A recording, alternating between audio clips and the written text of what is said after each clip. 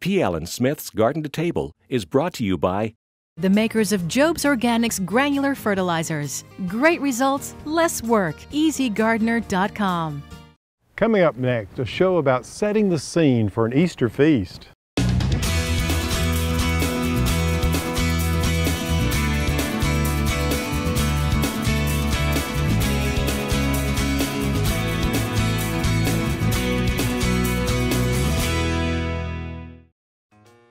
Hi, I'm Alan Smith. Welcome to Garden to Table. Hey, I'm out here in the garden among these gorgeous wisteria trees, setting the table for some Easter fun. Now, we'll get back to this in just a little bit. In today's show, I'll show you how to dye Easter eggs using elements from the garden and your spice rack. We'll also make a wonderful mint tea punch and fresh spring salad with walnut sherry dressing. I'll also show you how to prepare this rack of lamb that's not only delicious, but really easy. And a little later, we'll bring all of those elements together to create a beautiful setting right here under these gorgeous trees.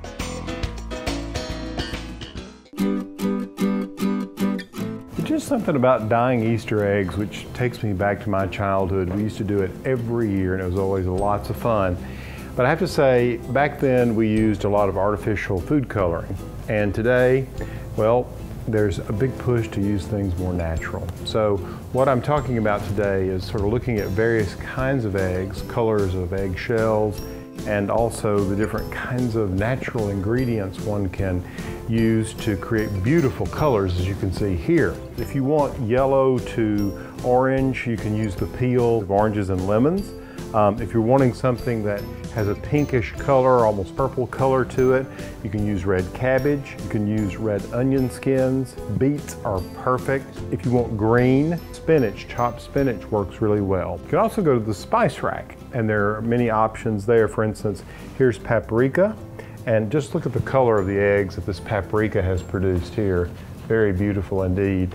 So if you're using eggs that are laid by hens that lay a brown egg, you're going to get a darker color. What I like to do is boil the eggs for about 10 minutes and then let them cool. These are still slightly warm. This is really simple. You want to take 4 cups of chopped cabbage or 4 cups of chopped beets, whatever it happens to be. You got to stick with one color, otherwise you're going to end up with a big mess. And you're going to have a quart of boiling water going, and you drop those vegetables in there and you let them cook about 15 minutes, and then you let them simmer for about another 15. And what you're trying to do is basically get all of the pigment out of the leaves of these vegetables. All right, now in this case we're moving to the spice rack and we're going to use paprika. And with these spices, they're very intense, and so for paprika or cumin or coffee, any of these spices, you want to use 2 tablespoons. And what I've done is I placed 2 tablespoons of paprika into a quart of boiling water. And it's cooled off just a bit. And I'll bring it over here just so you can see. And that's what it looks like. It's amazing the color of egg you get. What I've done is I've taken a bowl and I've put 2 tablespoons of vinegar, just distilled vinegar, white distilled vinegar. If I had done cabbage in this, I'd be doing the same process. I would be straining off the liquid, and in this case you can see there's that paprika. And now it's mixed with the vinegar. Now you'll leave these eggs in here for as long as you like. The longer the egg is in, the more color it's going to take in. And what I tend to do is I'll just set the eggs out just on a hard surface like this, and then let them dry, and then as soon as they dry, I'll pick them up and put them in a crate. And look at that gorgeous color with the paprika. You see it, I touched it against a green one there, so you get a little green spot. And here's another one with the paprika here. So there you have it. It's that simple, and they're all natural. And of course, keep these eggs chilled, and you can hide them and the kids can find them, and then they can be eaten. You can make a delicious egg salad.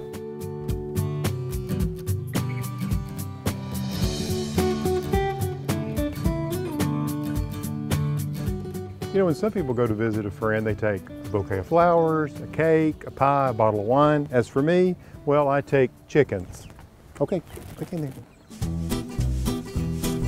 Hey, Alan. Hey, Hey, Susan. Good to see you. What have You you too. got? Hi there. What is this? Oh, I brought you those chickens. You didn't believe me, did you? Gosh, I did not. Look, they're gorgeous. We're really excited about getting these chickens Well, too. I'm excited about getting them out of the car. I drove over here with the windows down. Your coop just looks awesome. Isn't it, darling? That is fantastic. I'm very proud of it. Did Bill build this? He built it. We found a picture of it on the internet and he copied without a plan, Oh believe my it or goodness, not. It looks fantastic. These girls are going to love it. And that's the entry there. This is the way we're going to get in. Cool. Well, I know they're going to be thirsty. So After a long trip. let's see what we have here. Okay, so here's a little Buff Orpington. It was raining when I left, so they're a little wet. There we go. Oh, it's a little Whoops. wet here There we go. today. Whoops, there we go. Oh, goodness. Oh, well, look. Now, wait a They're minute. going to show off. Well, I kind of had a sneaking suspicion he was going to show up, and we've been making ready for these chickens for a while, working on the coop and trying to get everything perfect so they'd have a nice little chicken palace. Hope the chickens will be happy there in their new spot. Well, this is just fantastic. They've got plenty of room to run. They've got fresh green grass. You can move this along. Right. Look, they're really happy. They're jumping in here and stretching and pecking and eating. All right, let's get them some water. And you went to the store yesterday and got some things, you said? I got a waterer and a feeder. That's perfect. You want to I'll hold the door while you get the water.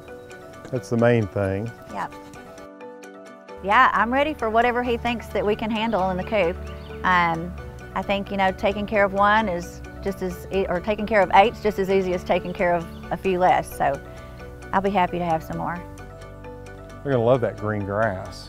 At this stage, I think the little black giants are a little older than the Buff Orpingtons, but I think they're about 7 weeks old.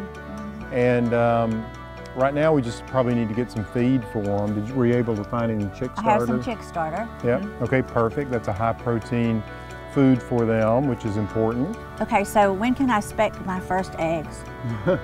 I'm anxious. Well, you are. It's going to be a while, so you'll still be going to the store for about another 7 months. It'll take about 8 to about 9 months for them to start laying. And my guess is that the little Orpingtons will probably start laying first, but it's going to be several months. Yep.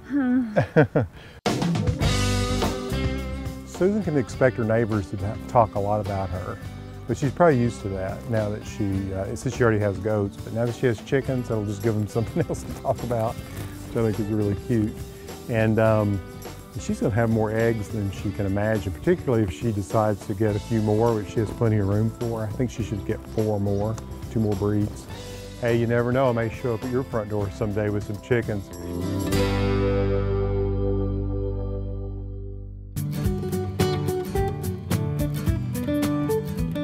Entertaining guests in your home can be a mixture of excitement and terror. Now, one way to assuage the terror I've found is to plan ahead. There's some things that you can do ahead of time that can take the anxiety out of having your in-laws over or friends or coworkers. Now, I'm a big list maker. I think it's really important, at least for me, to kind of keep it organized in my head and to write it down. You know, the first thing you want to do is you want to choose a menu that is appropriate to the guest list. And you want to make sure that the things that you choose, that you're going to serve, are items that can be prepared ahead of time. None of this last minute stuff, because that'll make you crazy in the kitchen and you can't spend any time with your guests. And of course it's important to think about the guests you're having. Are there allergies that you need to consider? Should you have vegetarian options or vegan options for them? So once you have the guest list in your mind, the recipes set aside, then you can begin making your ingredients list. See, I like to plan things well in advance and actually do little parts of them along the way. So I may start 2 days ahead, and with my list I can go through and pull together things like the serving pieces I want to use, the bowls and dishes. I can also get the table set. You see, I've found if I can chip away at this with little bits along the way, it sure makes it a lot easier the day you're going to have everybody over. For instance, the tablescape. I want to think through the flowers. I'll actually try to get that set over the course of a day. Doesn't mean I have to do it all at one time. I may do fragments of it throughout the day or in the evening when I get in from work. I try to select flowers that are long lasting so I can get them done well ahead of time and even enjoy them. Like these alströmerias, these things will last for a week or longer. A perfect flower to think about if you're trying to do things well in advance. Now, speaking of thinking ahead, I've got another idea for you. Come on in the kitchen.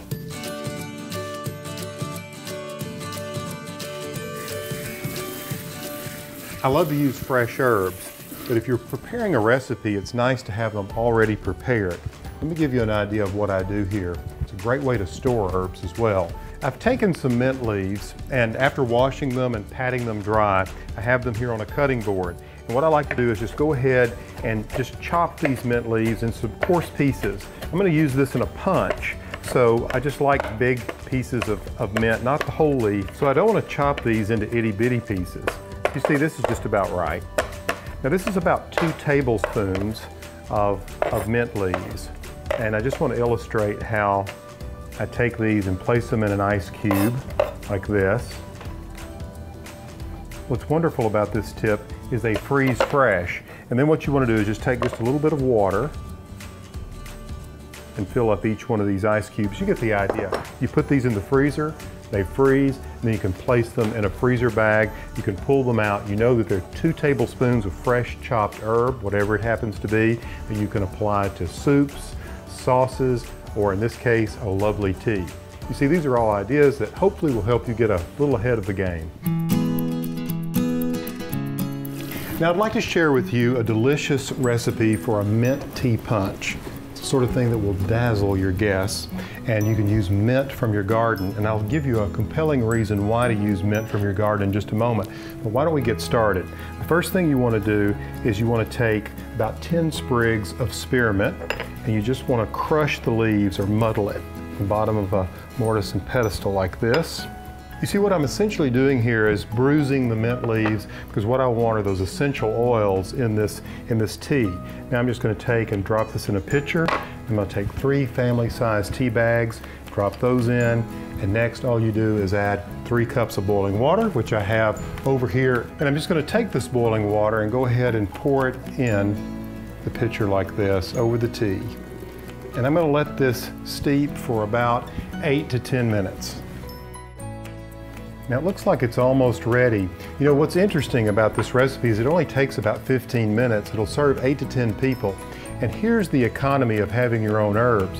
If you make this recipe with store-bought herbs, each serving is going to cost you about 63 cents.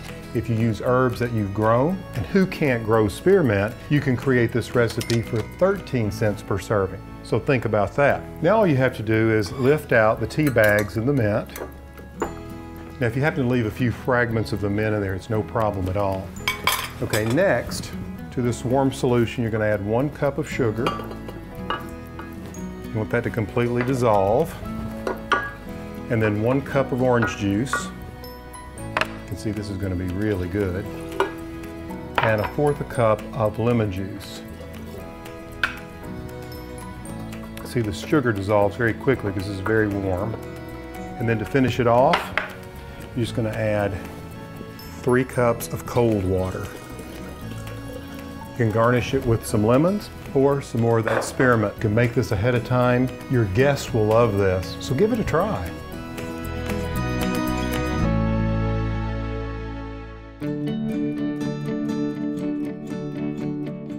One of my favorite things to grow in my garden in the spring is lettuce, and there's so many wonderful varieties to grow. Now, you can certainly buy pre-washed lettuce in the grocery store, but have you ever compared homegrown, whether you grow it yourself or picked it up at the farmer's market lettuce, as opposed to that you buy in the bag that's pre-washed? Try it sometime. You'll find the difference in flavor is quite remarkable. Now, I don't know about you, but for me, I really want to know where my food's coming from. How the soil is prepared, how it was grown, how it was handled when harvested, how it was handled when it was packaged and shipped, and so forth. All these factors can have a bearing on your health. Now let's get back to varieties of lettuce. For instance, this is a butter crunch or a butter lettuce. Oh man, what a wonderful flavor. Now, it's not the sort of flavor that's going to knock you back. It's very subtle, very mild, even buttery. What I like to do is not overdress fresh lettuce. That's why I'd like to share with you this walnut sherry dressing. It is so good. It was created by a friend of mine who owns a restaurant, and let me tell you, this gal can really cook.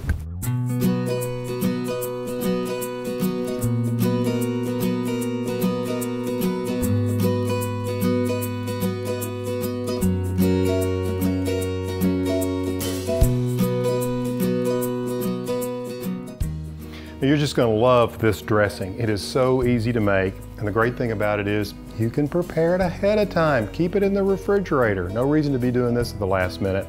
Now, some of the surprising ingredients include some walnut oil and eggs. Yes, what you want to do is you want to take 2 eggs, farm fresh if you can get them. You want to boil these eggs for only about a minute, because what you want is the yolk still intact, but you want the whites, there we go, slightly cooked. So what I'm doing is I'm just pushing the whites out.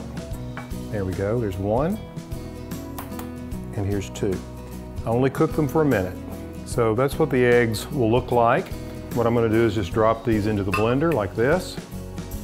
Now the next 4 ingredients I'll blend together, and I'm going to start with some sugar, 1 teaspoon of sugar, and then a teaspoon and a half of minced garlic, and 1 teaspoon of kosher salt, and a teaspoon and a half of Dijon mustard. Okay, now it's all blended together. Now what I want to do is add these 3 ingredients. I have a 1.5 cups of vegetable oil, a 1/2 cup of walnut oil, and a 1/2 cup of sherry vinegar. All right, now I'm going to pour this in as it continues to blend. There goes the vegetable oil.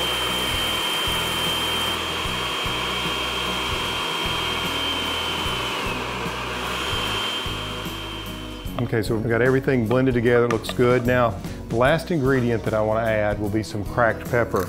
And you can use about a teaspoon of cracked pepper, but I like a lot more. This is just subject to whatever you prefer. So I'm going to put plenty of this in here.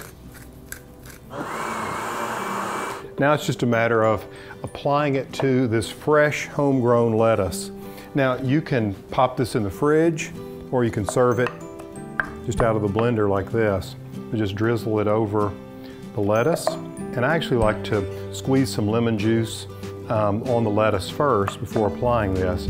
Just gives it a little more kick. This is so good, and I hope you'll give it a try.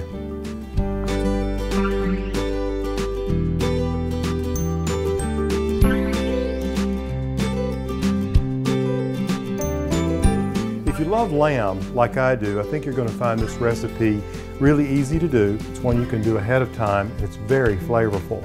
And it takes advantage of all that mustard in your refrigerator. I don't know about you, but somehow the mustard jars gather over time.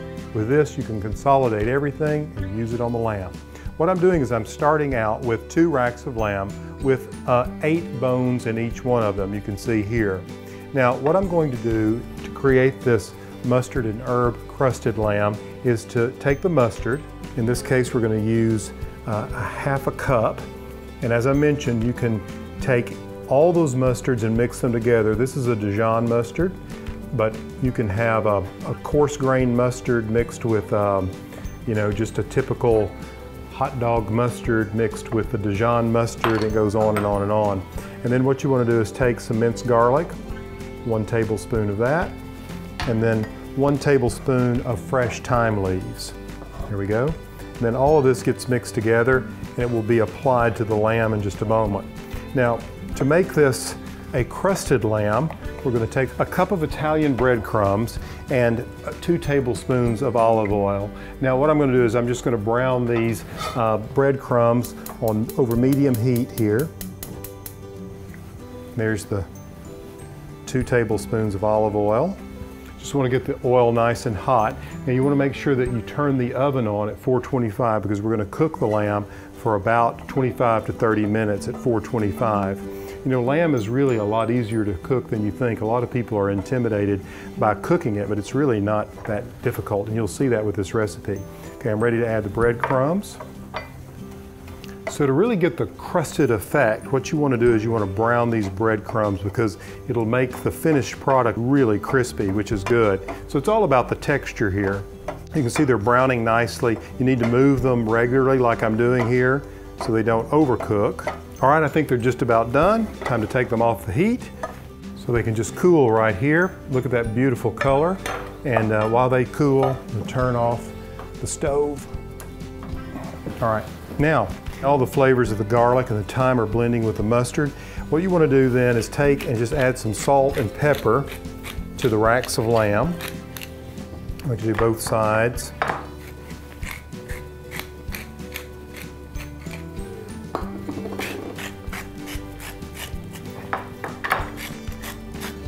Generous bit of salt and pepper here. And just kind of rub that in. And now it's just a matter of applying the mustard.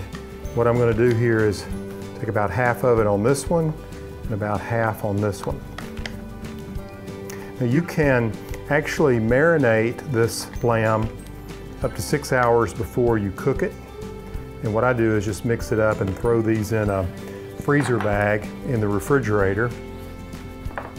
And I really like to just spread the mustard all over them like this. All on both sides. All right, so I've got them both covered in mustard, salt and pepper. And now it's just a matter of taking the breadcrumbs and pressing the breadcrumbs into the top here. So they've cooled off enough. What I'm going to do is just take half of them, apply them here, the other half here, make a really nice crust on them. Plenty of breadcrumbs there. Just press them into the lamb like this, and like that. Very nice, beautiful. All right, and just press the crumbs into the mustard like I've done here. Separate those just a little bit, like that. And now it's just a matter of popping them in the oven. These need to cook for about 25 minutes if you want them medium rare. For medium, they need to cook for about 30 minutes. And they need to be served as soon as you take them out of the oven. They are so good. It's one of the easiest lamb recipes you'll ever try, and I hope you will give it a try. All right, in the oven you go.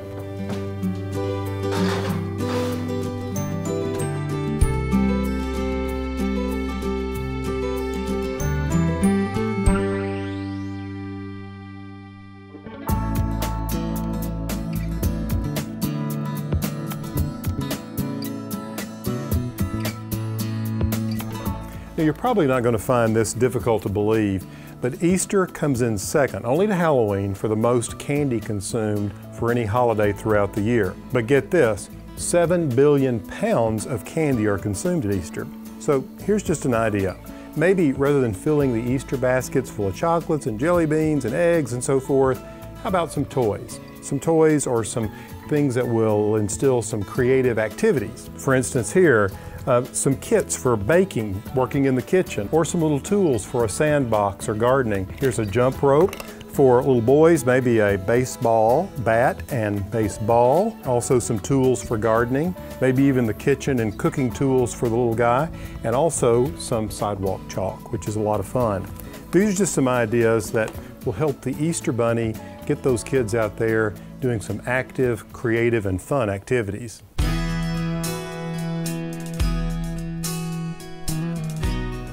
I have so enjoyed putting this tablescape together. It's really been a lot of fun. There's so many of my favorite flowers and favorite things represented here. And I don't just mean all these beautifully dyed Easter eggs, of which there are probably 15 to 18 different colors, and the tulips, and of course these really fun alliums, which everyone wants to know about. They're the perfect conversation piece. It's actually an allium, an ornamental onion called Allium schubertii. It looks like something from outer space. I just love them, and they dry beautifully. Well, anyway, back to the tablescape. You can see that they're placed in these little vases or little inkwells that I've picked up at estate sales and yard sales and so forth, as did these napkins. Just look at them. They're vintage from, look like about 1975, and they were $1 a piece. And the colors, well, they work beautifully here. So as you can see, the color theme here is lavender to purple with accents of, well, all the Easter colors, but plenty of golden eggs and mauve colored eggs and so forth. And then 2 tones of tulips in the bubble vases on either side. The white plates and tableware are on these rustic placemats, which I think work beautifully with this rustic old farm table and the benches. And of course the centerpiece, well, this is a basket that I found in a secondhand shop. It had already been painted this wonderful color of purple, and I thought, you know, I've got to save that for the Easter table. Hey, it all came together to make the perfect centerpiece for this Easter celebration. And just look at all those eggs that we created together. And they came from the girls right here at the farm. I just wish we could get them all here together so they could see their contribution to the table. Now, wouldn't that be a scene?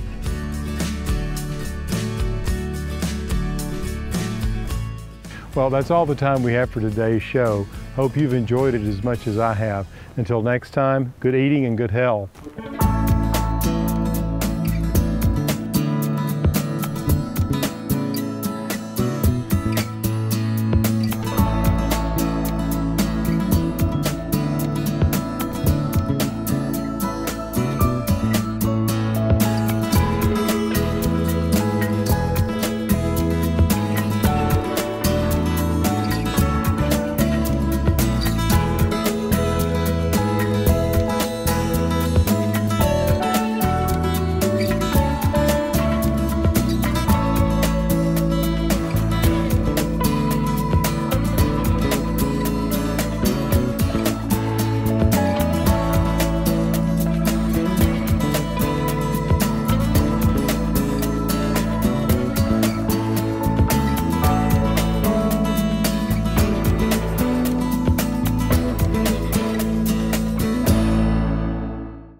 P. Allen Smith's Garden to Table is brought to you by The makers of Job's Organics granular fertilizers. Great results, less work. EasyGardener.com.